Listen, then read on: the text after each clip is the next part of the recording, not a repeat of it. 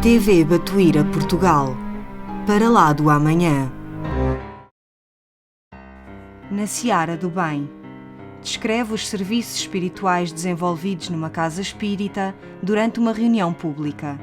Conta-nos qual é a ação dos espíritos nas palestras, nos passes, na evangelização, na fluidificação da água, etc.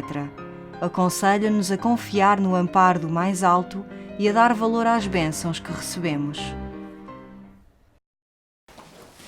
Boa tarde a todos. Agradeço uma vez mais a presença de cada um aqui. Hoje está muito calor, portanto esperemos que eu consiga aguentar até ao final. Então, como se aproximam, como todos sabemos, as jornadas de Medicina e Espiritualidade, portanto este ano são as 10ª jornadas, eu resolvi trazer-vos um tema que é a continuação, assim que aparecer, a continuação daquilo que foi feito por mim na última palestra que aqui fiz, em que falei sobre o tema do autoconhecimento. Portanto, como vocês veem aqui em baixo, nós temos uma sequência em que primeiro está o nosso autoconhecimento, a seguir vem a possibilidade da autocura e, por fim, a autotransformação, que pressupõe que nós já nos conhecemos a nós mesmos e já conseguimos.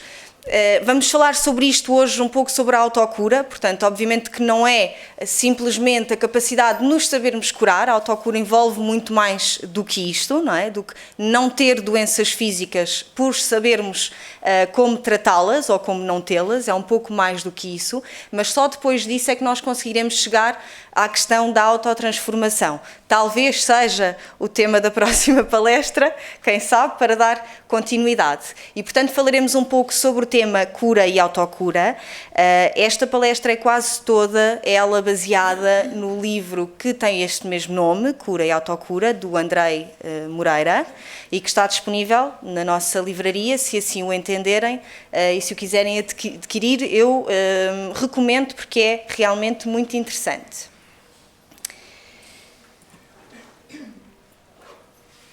Vamos então prosseguir com uma frase que já foi dita por Sócrates há muito tempo atrás, em que ele nos diz: se os médicos fracassam na maior parte das doenças é porque tratam do corpo sem a alma e porque se o todo não se encontra em bom estado é impossível que a parte esteja bem. Não é? Obviamente que para a medicina tradicional o corpo é tudo, não é? E, portanto, trata-se apenas da questão do corpo.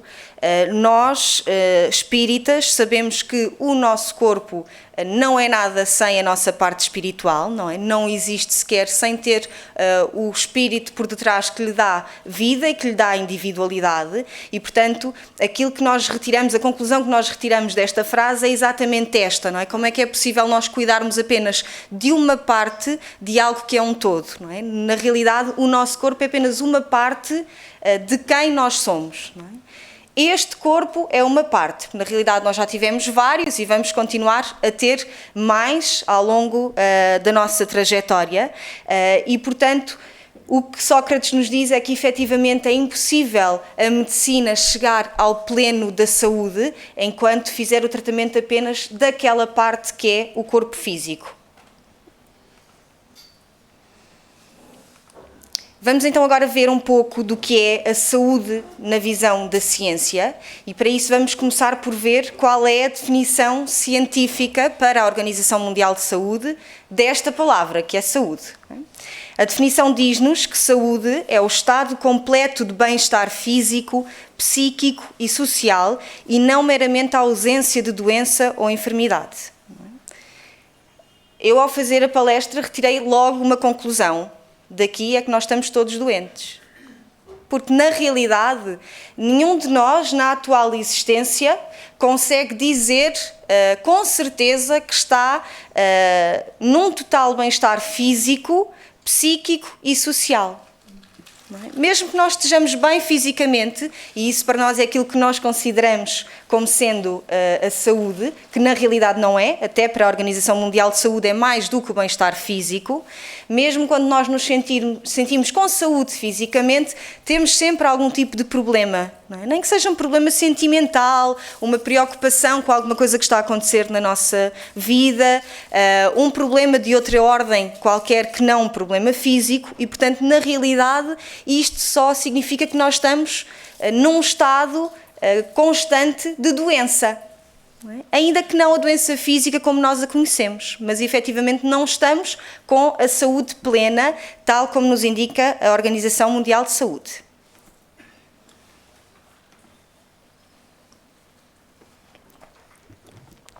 Neste livro, Cura e Autocura, o André Moreira diz-nos: a grande maioria dos doentes da humanidade desejam anestesia e não a consciência.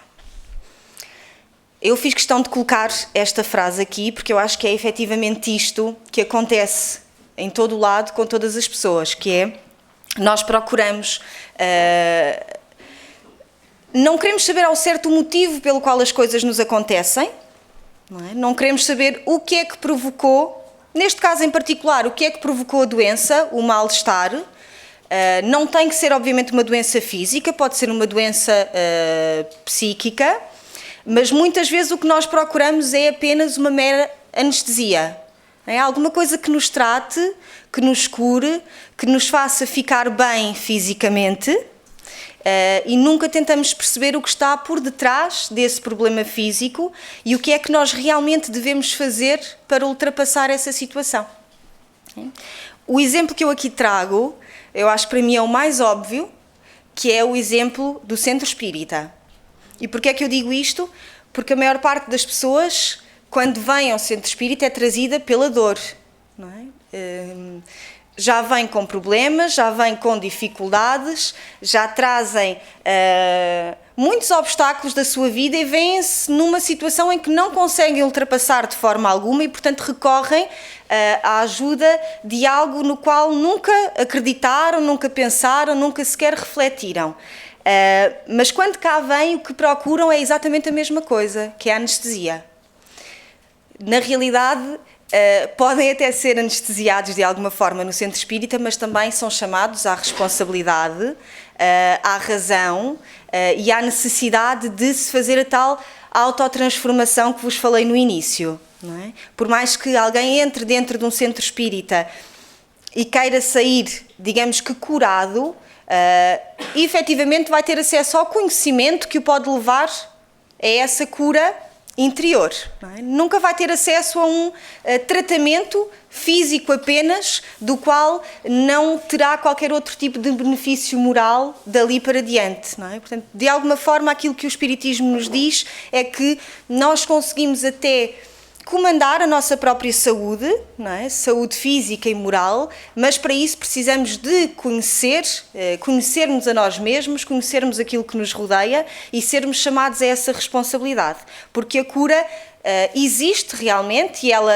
vem através do nosso conhecimento, não é? Portanto, é sempre necessário que aqui venham, que trabalhem, que estudem, que conheçam e que ponham em prática aquilo que se aprende aqui lá fora. Obviamente que é muito difícil, mas quando a pessoa vem apenas com esta vontade de anestesia,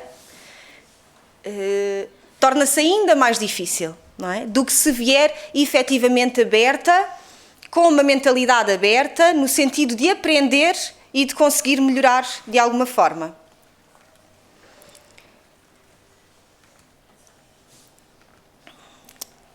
Saúde e doença na visão médico-espírita. Questionamos: doença é punição? O que é que vocês acham? Não? Sim? Quem é que acha que é punição? Pelo menos um braço levantado. Okay? Vamos ver uma resposta que eu acho, ou melhor, uma frase, um texto que eu acho que pode responder. Está escrito na Revista Espírita, de maio de 1865, e diz-nos: se a planta do vosso jardim vem torta, se desvia, ireis encolerizar-vos e vingar-vos dela? Não. Endireitá-la-eis, se puderdes, dar-lhe-eis um apoio, forçareis por entraves as suas tendências, se necessário a transplantareis, mas não vos vingais. Assim faz Deus. Então, na realidade, a doença não é uma punição.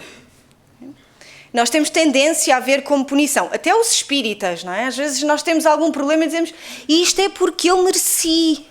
Estou a ser castigada porque fiz alguma coisa que neste momento mereço passar por isto.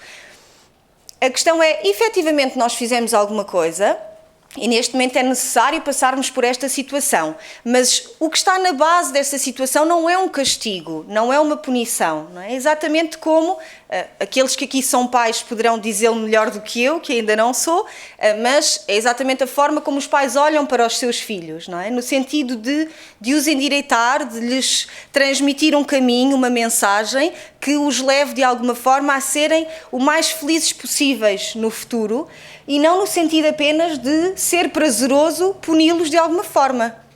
Estou certa? Para quem aqui é pai? Portanto, é exatamente assim que Deus age connosco. Não é uma punição, é simplesmente uma forma de nós aprendermos com os nossos próprios erros e de conseguirmos encontrar o caminho que será mais correto, mais fácil para nós atingirmos o nosso objetivo primordial, que é sermos espíritos melhores, não é? Mais evoluídos. Continuando com a saúde e a doença na visão médico-espírita, vamos tentar perceber o que é a doença. Okay?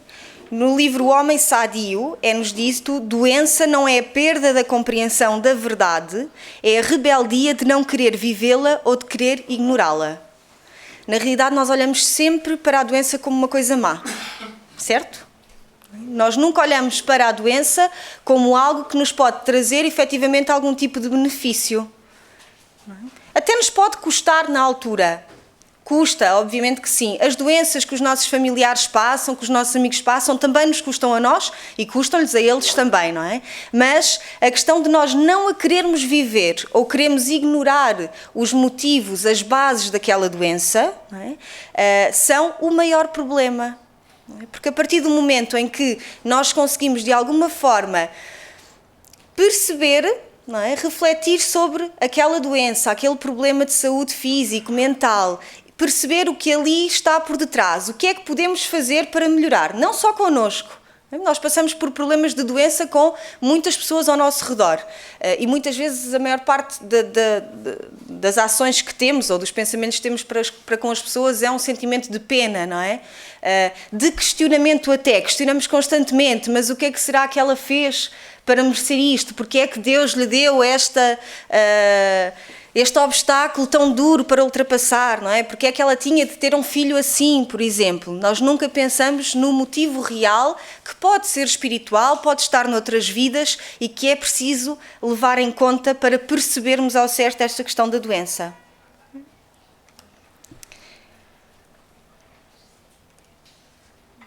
Emmanuel, no livro Pão Nosso, diz-nos: assim como a aranha vive no centro da própria teia, o homem vive submerso nas criações do seu pensamento.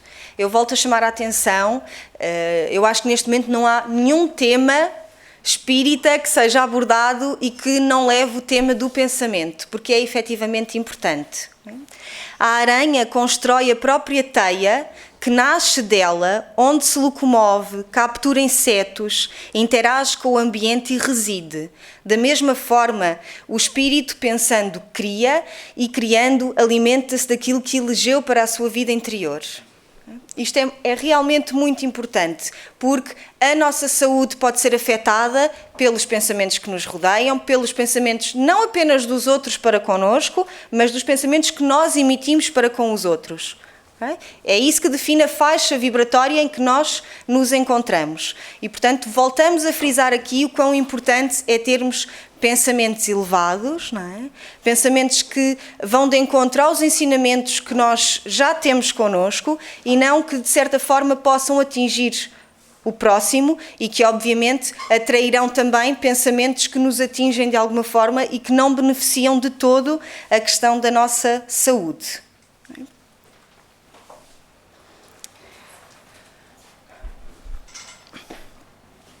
Continuamos com a ação do pensamento na saúde e na doença.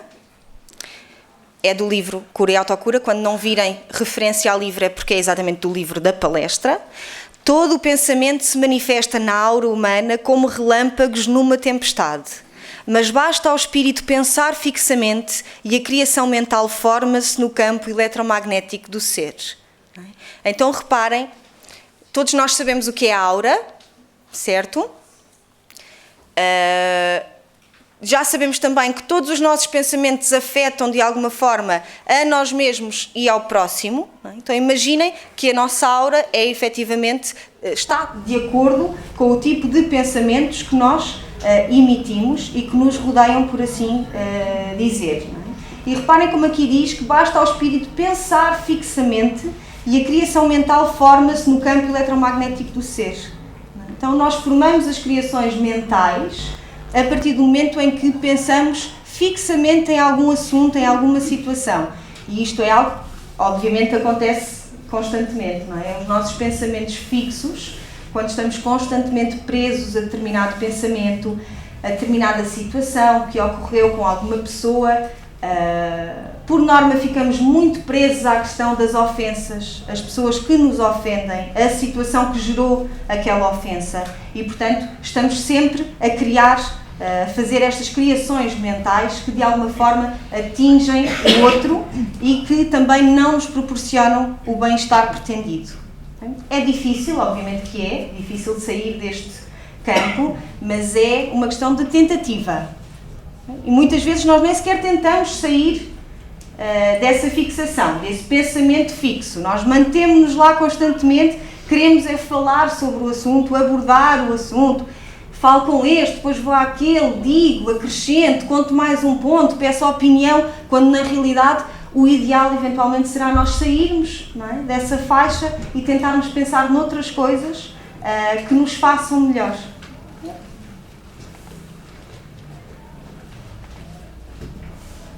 Essa criação, portanto a criação mental, será fortalecida pelo pensamento constante, é o que eu estava a indicar do pensamento fixo, e vivificada pelo sentimento que a ela esteja associado. As emoções e sentimentos alimentarão a forma de pensamento que ganhará vida temporária enquanto não se desgaste o combustível que a nutre. Então, através desta criação mental, nós conseguimos gerar formas de pensamento. As formas de pensamento que viajam, se assim se pode dizer, e são o que pode realmente afetar as outras pessoas. Agora reparem também que aqui é dito que esta criação mental é vivificada pelo sentimento que ela esteja associado.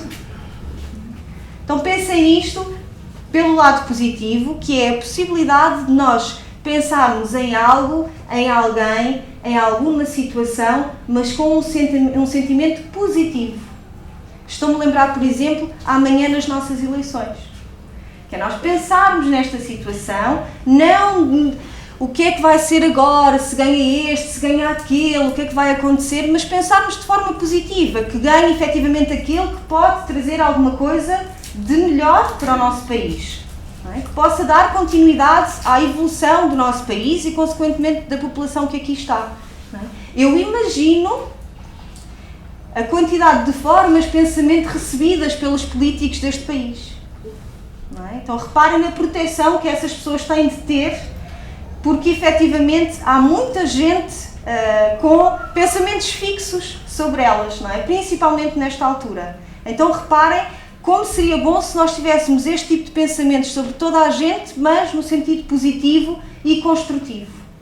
Ajudaria não só aquele que a está a receber, como também nós próprios. Obviamente que perante aquele que de alguma forma nós não conseguimos gerar um pensamento positivo, também não somos efetivamente assim tão evoluídos e portanto há sempre aquelas situações e aquelas pessoas que de alguma forma nos magoaram e por quem nós não conseguimos ainda gerar um pensamento positivo.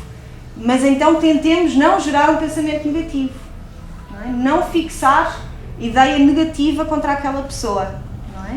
Tentar fazer aquilo que Jesus nos ensinou, que é efetivamente compreender o outro lado e tentar avançar a partir daí.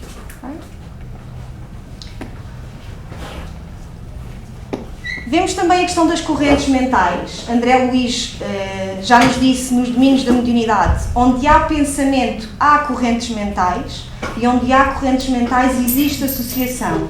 E toda a associação é interdependência e influenciação recíproca. Não é? Isto é apenas para rematar aquilo que já vos disse, que efetivamente quando há um pensamento para alguém ou de alguém para nós, existe esta corrente mental, e esta corrente mental resulta sempre numa interdependência e numa influenciação recíproca. Chico Xavier, no livro Seara dos Médiuns, escreveu o seguinte texto que eu acho que é fantástico, que nos diz: desejando sentes, sentindo pensas, pensando realizas, realizando atrais, atraindo refletes, e refletindo estendes a própria influência acrescida dos fatores de indução do grupo com que te afinas. Então reparem como isto é realmente uma cadeia, que começa naquilo que nós estamos a desejar e termina naquilo que nós refletimos. Então, vejamos, se conseguíssemos desejar algo bom para alguém, a partir do desejo pensaríamos em algo bom para essa pessoa, a partir do pensamento conseguiremos pôr em ação alguma prática que se concretiza então em algo bom para essa pessoa. A partir do momento em que realizamos algo bom, não há dúvida que atraímos também coisas boas para nós. Através do nosso exemplo, por norma, atraímos sempre algo bom. E a partir do momento em que atraímos, estamos a refletir para o mundo algo bom também. Então, pensemos nisto como sendo uma bola de neve, em que a partir do momento em que nós conseguirmos, em algum momento, realizar algo bom para o próximo, muito mais coisas boas se vão realizar também. Eu não sei se vocês viram um filme, eu até vi recentemente, sobre uma criança que queria mudar o mundo e, portanto, ela fez um daqueles jogos em cadeia. Portanto, ela fazia 3 boas ações a 3 pessoas, essas 3 pessoas tinham que fazer mais 3 a mais 3 pessoas, e assim constantemente. Não é? E ela achava que assim ia mudar o mundo, e realmente mudou o mundo à volta dela, não é? Porque se realmente todos aqueles que receberem uma boa ação de alguém a repartirem com mais 3 pessoas, ao fim de algum tempo o mundo está cheio de boas ações. Não é? E é isso que realmente é necessário.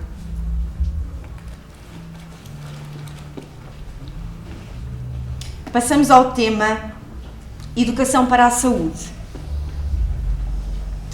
O André Moreira diz: a educação é, portanto, a arte de conversão da alma e que procura os meios mais fáceis de operá-la. Então reparem que o que aqui nos estão a indicar é que a educação é a arte de nos transformar enquanto pessoas, enquanto espíritos e individualidade.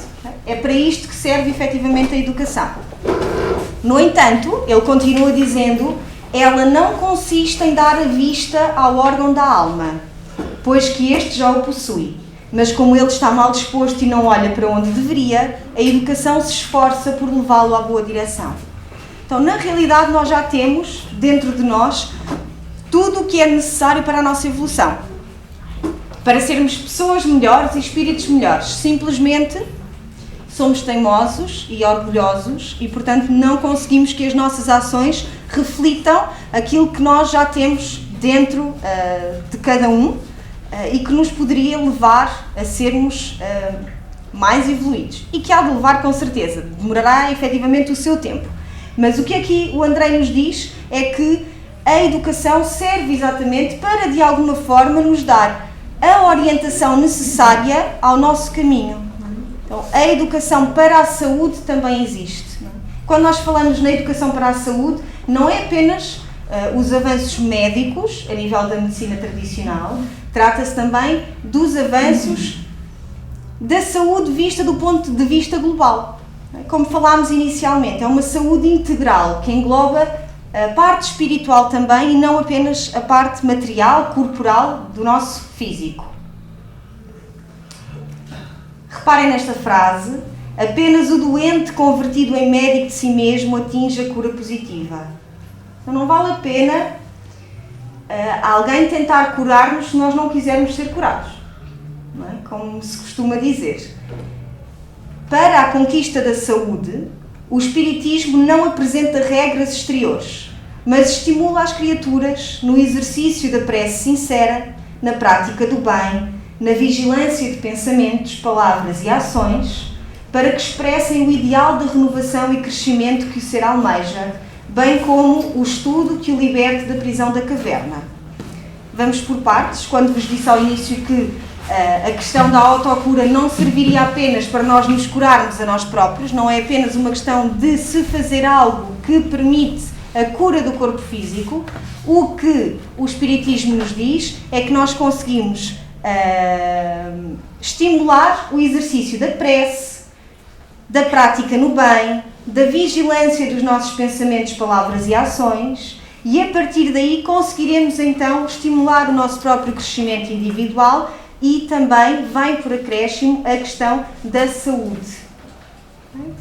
A outra parte do texto diz, bem como o estudo que o liberte da prisão da caverna. Eu coloquei aqui o mito da caverna. Alguém sabe o que é o mito da caverna? Não? Então alguém vos vai explicar o que é o mito da caverna e vocês vão adorar, porque é algo que consegue demonstrar com bastante clareza o que é isto de nós conseguirmos estudar e ter um conhecimento mais alargado. O porquê disto se vivenciar.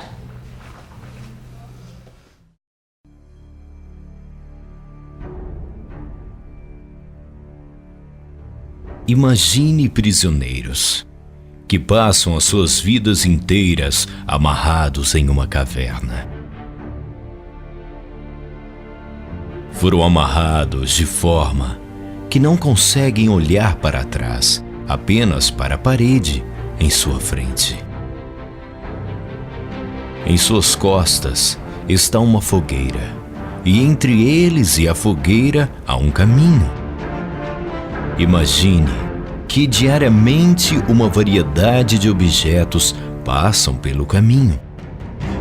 E evidentemente, as pessoas que conduzem suas vidas, suas formas, criam sombras curiosas na parede. Este é o único mundo que os prisioneiros jamais conheceram. As sombras e os ecos de objetos que nunca viram.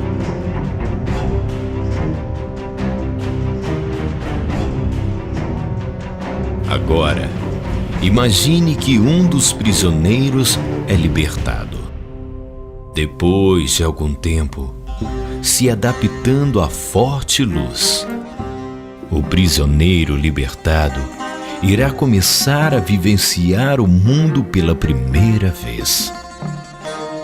E não se parece com nada do que ele poderia imaginar.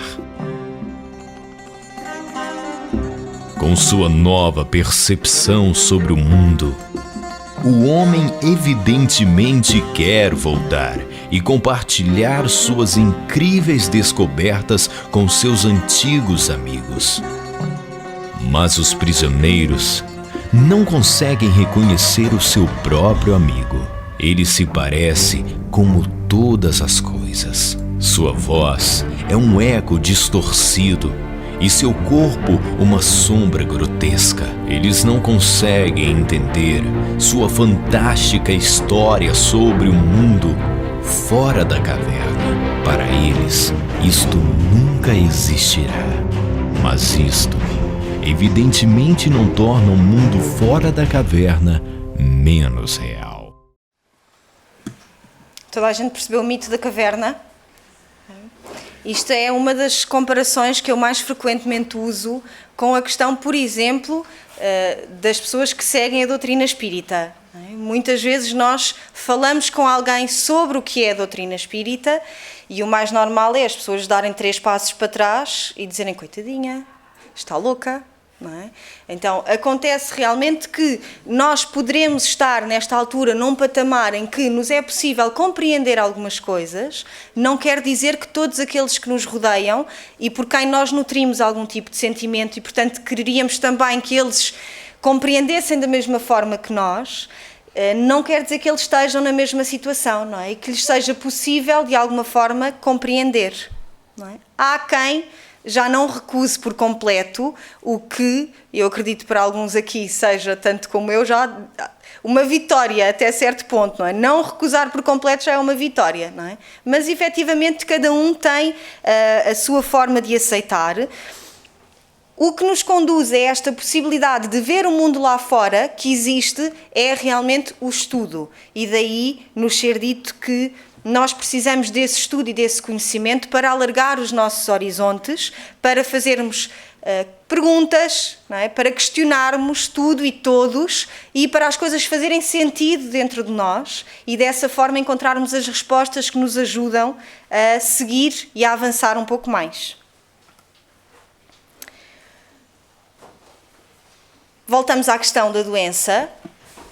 E reparem que Jesus nunca realçou a doença de cada um daqueles que curou, antes afirmou a força, a capacidade, a beleza e a grandiosidade simples e humilde que havia nos corações sofridos de todos os que o buscaram, o que fez com que eles reconhecessem e despertassem essa força dentro de si.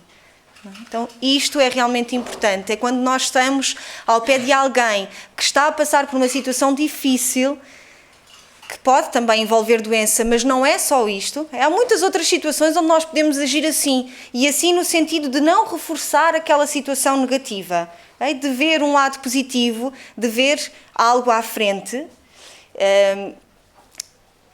Eu acho que já falei disto, não sei se foi aqui, se foi noutro local qualquer, mas já falei que quando nós abordamos o tema de gestão de conflitos, uma das coisas que nos é explicada é que nós não devemos pôr o foco no conflito, devemos pôr o foco na solução.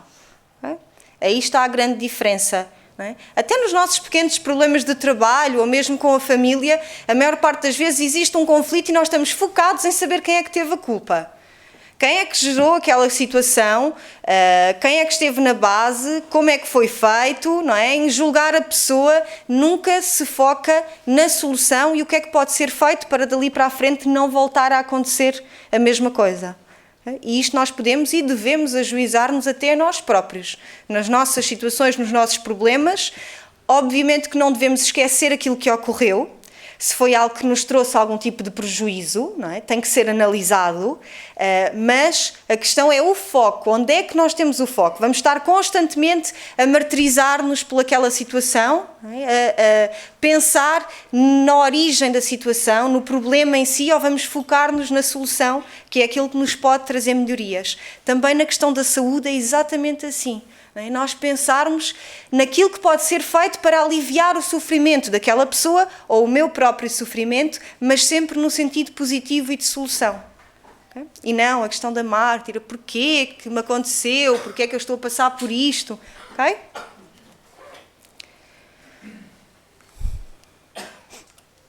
Vamos agora olhar para o médico como sendo um curador. Reparem que o papel do agente curador não é curar. Em lugar disso, ele fortalece a pessoa, permitindo que ela conquiste a cura. Reparem quão interessante isto é. Não é? E nós vemos em muitos temas que são abordados nas jornadas de medicina e espiritualidade, quantos médicos não nos trazem exemplos, experiências deles próprios, em como eles de alguma forma fizeram trabalhar o eu da pessoa para que ela própria encontrasse a sua cura. Porque, voltamos a frisar, quem não quiser a cura jamais será curado. Não é? A pessoa tem que querer de alguma forma. No livro O Médico, Seu Paciente e a Doença, um médico a falar que diz: não compete ao médico dar sentido à vida dos seus pacientes, mas certamente compete ao médico acompanhar e estimular o paciente no encontro dos seus sentidos e significados de vida. Não é? Então, aqui voltamos à questão de que não estamos a tratar apenas o corpo físico. Um médico que já tenha a capacidade de alargar a sua visão para algo mais do que o corpo físico, vai perceber que para além daquele corpo material, tem também de ajudar aquele paciente a encontrar os seus sentidos e significados de vida. Porque isso sim o vai ajudar a focar na solução e a ultrapassar aquele problema. É dito ainda, este texto é atribuído a Albert Schweitzer, Cada paciente leva o seu próprio médico dentro de si. Este paciente procura-nos sem saber dessa verdade. O melhor que fazemos é dar ao médico que reside dentro de cada paciente a oportunidade de trabalhar. Eu acho isto fantástico. Eu saber que vou ao médico, mas na realidade eu já levo um médico comigo. Eu só preciso que aquele médico me ajude a pôr o meu médico a trabalhar. Não é? Porque a ajuda dos dois médicos em conjunto vai fazer com que isto funcione. Não é? E que nós consigamos ultrapassar aquela situação difícil. Muitas vezes nós podemos ser um médico que desperta o médico que existe no nosso companheiro, nos nossos familiares, nos nossos amigos, não é? Então podemos não ter um curso de medicina, mas aquilo que dizemos, que mostramos, a esperança que transmitimos pode muitas vezes acordar este médico que existe dentro de cada um de nós. E quem sabe se não é realmente algo muito mais forte do que a própria medicina.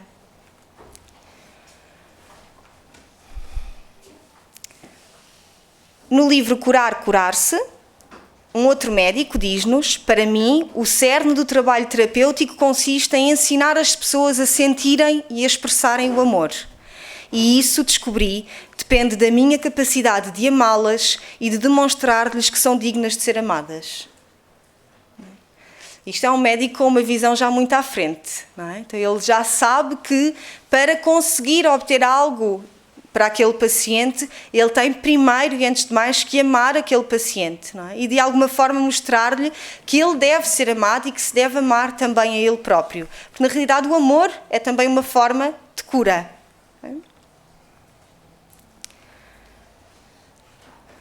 Agora vamos entrar na questão da caridade como força curativa da alma. Okay? Nós reforçamos aqui que a questão da caridade,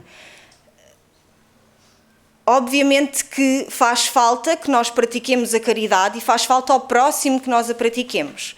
Mas é importante realçar que a maior parte das pessoas que exerce algum tipo de prática benéfica para com o próximo, a maior alteração que é evidenciada em si mesmo. Então a pessoa sente como se estivesse diferente, não é? Mais aliviada, mais feliz. Às vezes estão com muitos problemas e conseguem até olhar para esses problemas de uma forma diferente. Então nós voltamos a frisar que a caridade aqui não é uma caridade só com o próximo. Acreditem que a caridade com o próximo acaba por ser uma caridade com cada um de nós. A questão 886 do Livro dos Espíritos, Kardec questiona qual o verdadeiro sentido da palavra caridade, como a entendia Jesus. Aproveitamos para recordar que Kardec hoje fazia 111 anos. Fazia hoje, dia 3 de outubro.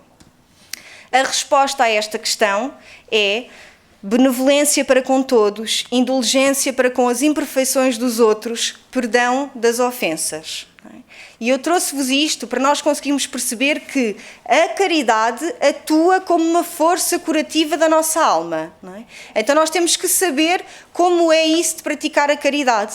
Então reparem que a resposta dos Espíritos é benevolência, indulgência e perdão das ofensas. A questão da benevolência e da indulgência, eu acho que todos nós temos, ainda que interiormente, definido que temos que agir nesse sentido. Mas muitas vezes não nos lembramos do quão importante é, para praticar a caridade, perdoar o nosso próprio. E que só após obtermos essa capacidade de perdoar é que vamos conseguir que a caridade se faça parte desta cura da nossa alma.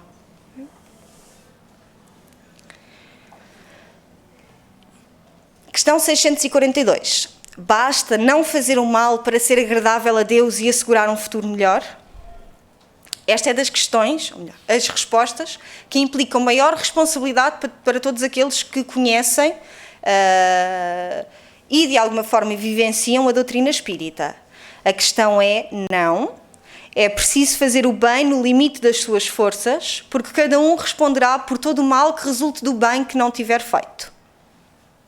Então isto chama-nos à razão e à responsabilidade de fazermos o bem sempre que existe essa oportunidade. Não é muitas vezes virar a cara, não é? Ou atravessar a rua, ou não falar com aquela pessoa. não é? Nós temos um problema com aquela pessoa e, portanto, damos de frente com a pessoa e viramos a cara. Então, o que é realmente preciso é que nós façamos o bem sempre que tivermos essa oportunidade. Essa é uma responsabilidade e é assim que nós asseguramos um futuro melhor. Em Evolução em Dois Mundos, é-nos dito: o bem constante gera o bem constante. E mantida a nossa movimentação infatigável no bem, todo o mal por nós amontoado se atenua. Voltamos à questão das ações no bem em cadeia. Não é? Se todos nós fizermos ações benéficas ao nosso próximo e se o próximo responder com uma ação benéfica a outro, será sempre uma ação em cadeia. Não é uma bola de neve que vai aumentando e, portanto, nós vemos o bem a aumentar e o mal a diminuir.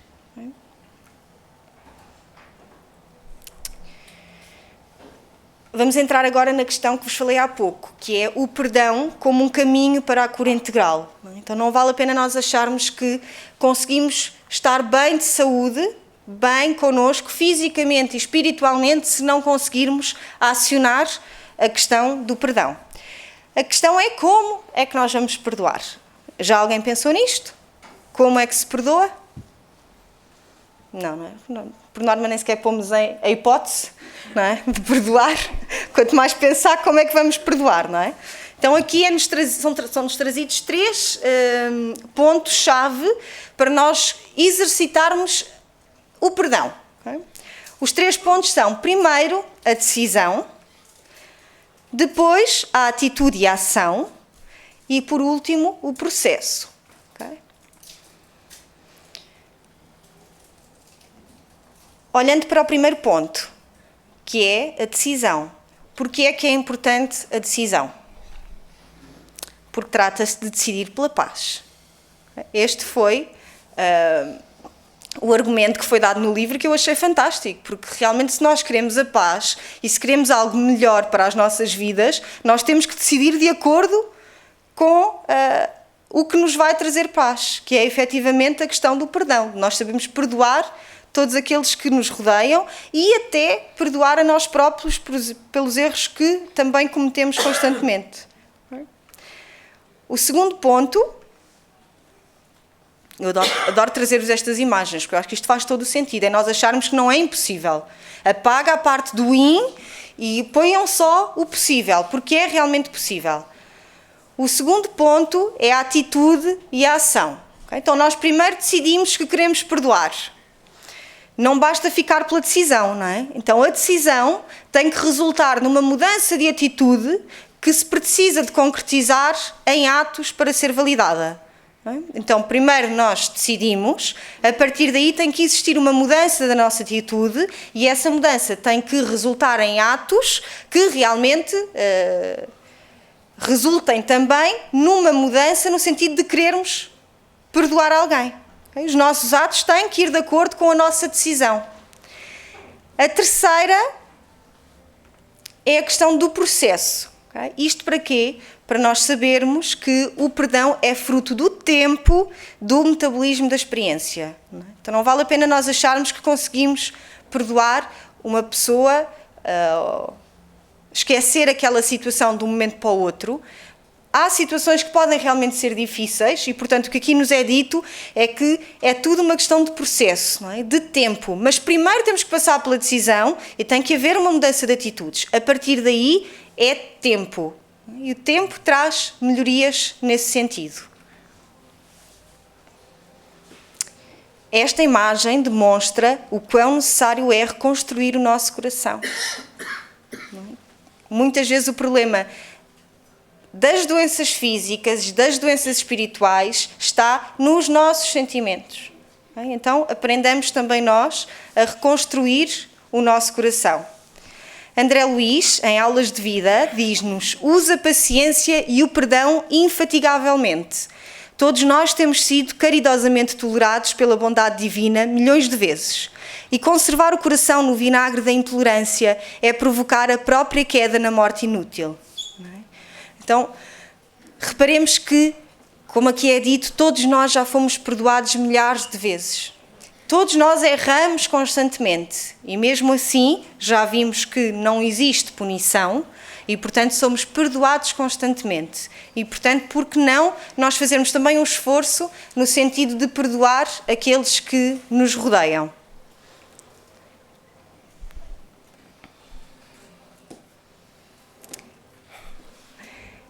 A resposta a esta pergunta pode ser difícil de interiorizar pelas pessoas. Para mim também foi, mas faz todo o sentido. Quando nos sentimos ofendidos, o que é que temos que fazer com essa ofensa? A resposta é esta: incomodou, doeu, leva para casa que é seu. Isto quer-nos apenas dizer que, quando nos sentimos ofendidos, é um problema nosso. É algo que nós temos ainda de afinar para não termos aquele tipo de sentimento. Obviamente que nesta altura da nossa evolução isso não é ainda possível, mas é para isso que nós devemos caminhar. Isto quer dizer que toda a dor diz respeito ao organismo que a sente, visto que ela é uma sinalização interior, uma mensagem de defesa e preservação que atesta um perigo ou uma agressão de qualquer natureza. Não é? Então o que acontece é que nós defendemos-nos através desse sentimento, não é? Que é gerado através daquela ofensa, porque achamos que vamos ser atacados de alguma forma. Não é? Então o tratamento tem de ser feito por nós e em nós mesmos. A partir do momento em que este tratamento estiver feito, que não vai ser tão cedo, não será nesta vida com certeza, nós vamos conseguir, como já nos dizia Chico, não nos sentirmos sequer ofendidos. Não é? Isso é o patamar máximo, é nós não sentirmos sequer aquela ofensa. Uma outra questão para a cura é a fé. Eu não sei se todos conseguem ler o que ali diz, mas diz-nos que a fé é a luz que não vejo, mas que é ela que me guia. Okay? Por isso é que é feito aqui o esquema da lâmpada, exatamente para nos mostrar que a fé é exatamente assim. Nós não vemos, mas ela está lá. Não é? Tal como o vento, a eletricidade, não é? Nós sabemos que existe, na realidade não conseguimos ver, mas a fé é algo que nos faz muita falta, não é? Para nós acreditarmos e termos força para saber que podemos ultrapassar a situação. É importante referir, quando eu digo ultrapassar uma situação de doença, não quer dizer que nós vamos obter a cura física. Não é? Alguém consegue ultrapassar uma doença se simplesmente conseguir compreendê-la. Okay? Há muita gente que vive doente e muito feliz, não é? Porque conseguiu compreender o que está na base daquela doença e que consegue retirar dali muitos benefícios, mais talvez do que prejuízos à sua própria vida. Mais um boneco, para vocês verem a questão da fé. Quando realmente há fé, nós podemos até andar vendados, mas andamos, não é? Sem parar. Porque nós sabemos que há mais qualquer coisa. A fé é então a sintonia com a vontade divina. No Evangelho segundo o Espiritismo é-nos dito: no homem a fé é o sentimento inato dos seus destinos futuros. É a consciência que ele tem das suas faculdades imensas, depositadas em germe no seu íntimo, em estado latente, e que lhe cumpre fazer que desabrochem e cresçam pela ação da sua vontade. Então, quem tem fé, tem porque sabe que na realidade vai conseguir. Não é? Porque já tem dentro de si tudo aquilo que é necessário para conseguir. E, portanto, não duvida e vai em frente.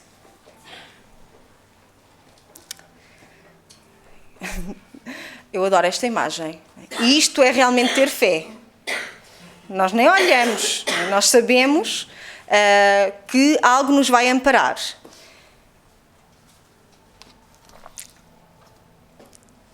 Podemos dizer que nós vamos realmente saber o que é ter fé quando nós conseguirmos mudar esta frase, que é que nós dizemos constantemente, que é: meu Deus, tenho um problema. Certo? Que nós dizemos constantemente. Quando nós mudarmos essa frase por esta: problema, eu tenho um Deus, tudo vai mudar. Não é? Porque aí é realmente a fé em funcionamento. É nós sabermos que aquele problema não nos vai deitar abaixo porque nós temos um Deus e temos ensinamentos por detrás que vão conseguir equilibrar a nossa vida, a nossa aprendizagem, os nossos atos, os nossos pensamentos e vamos conseguir, de uma forma ou de outra, com mais ou menos dificuldades, caminhar e prosseguir. E estamos quase a terminar. Trago-vos um texto que para concluir, que nos diz como é que nós conseguimos obter a cura. Okay? Vamos perceber no final. Pedi força e vigor e Deus me mandou dificuldades para me fazer forte. Pedi sabedoria e Deus me deu problemas para resolver. Pedi prosperidade e Deus me deu energia e cérebro para trabalhar. Pedi coragem e Deus me mandou situações perigosas para superar.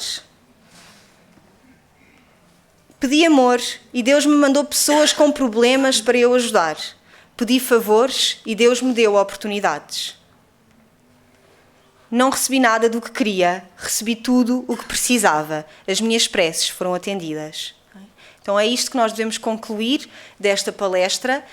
Tentemos olhar para a questão das doenças como algo construtivo e positivo, não agora, mas eventualmente no nosso futuro, se as conseguirmos ultrapassar da melhor forma e que consigamos também transmitir essa mensagem a todos aqueles que nos rodeiam e que muitas vezes é só isso que lhes faz falta.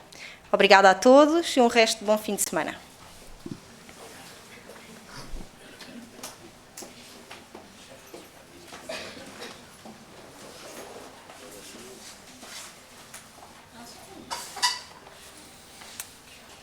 Queridos companheiros, vamos então nos encaminhando para o encerramento e reforçamos o pedido que foi feito para que as pessoas que tivessem disponibilidade nos ajudarem nessa coleta de alimentos junto ao Pingo Doce. Sobretudo o que nós aqui foi apresentado, muito interessante e com bastante sabedoria pelos livros que ela pesquisou. Mas sobre cura, reparem que quando o Cristo, já disse isso algumas vezes, veio, já tinha médicos. No entanto, ele veio para curar as nossas almas. Por isso ele disse, eu sou o médico das vossas almas. Portanto, há algo que precisa recorrer e a doutrina espírita nos encaminha, nos ensina. Mas ele disse mais, amai-vos e instruí-vos. Nenhuma religião ele apresenta tudo o que foi apresentado aqui, a não ser a doutrina espírita, que nos traz a instrução que o Cristo recomendou, amai-vos e instruí-vos. Ela frisou algumas vezes que é preciso nós lutar, trabalhar, procurar, para que encontramos algo, principalmente a cura.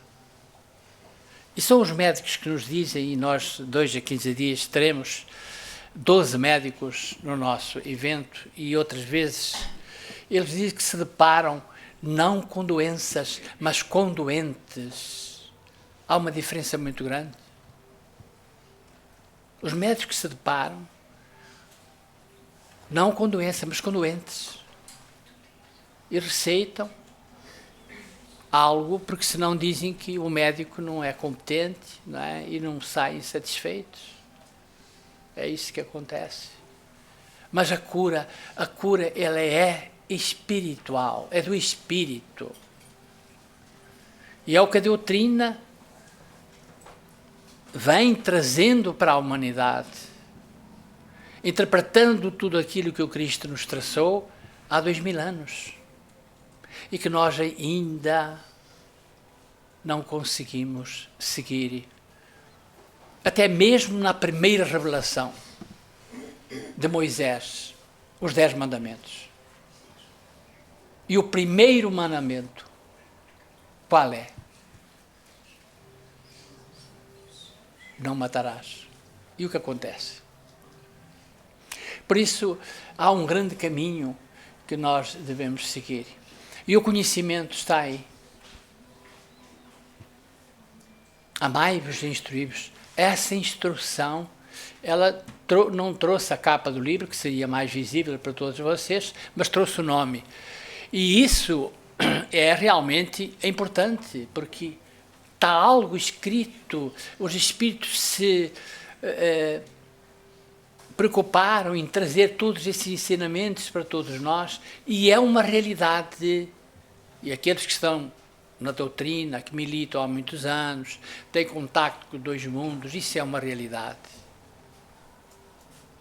Às vezes vem uma pessoa que acha que tem doença, mas é doença da alma, com tratamento, passa. Porque Deus, na sua misericórdia, não desampara ninguém. Nós é que não estamos com Ele. Nós já temos o hábito, Jesus está conosco. É preciso perguntar a nós mesmos se nós queremos estar com Ele. Ou se estamos com Ele, ou se nos esforçamos para ir até Ele. Quando falo até Ele, é buscar os ensinamentos que Ele nos trouxe. Está aí.